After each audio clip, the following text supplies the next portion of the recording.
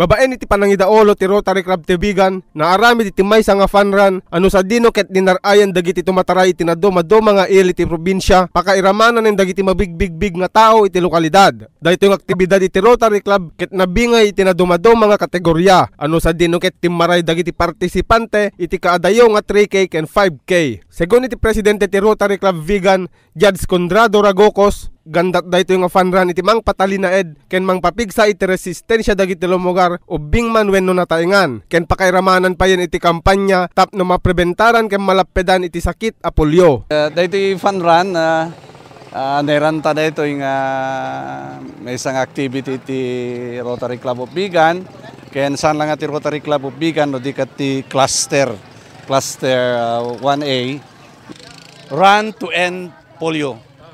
So nga the box dita nga ano dagiti maya nga ag-donate ta ti any amount for the eradication of polio. Ken may sana get to propagate the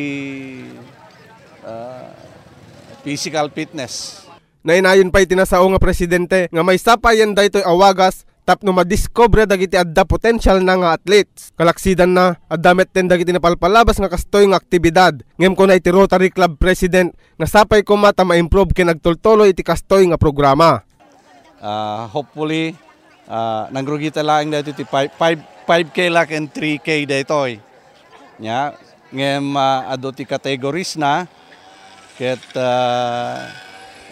ngamin ta damo tay daytoy nga kwa ngem nasaya na managkitak nasaya at nagadumit na iti participants.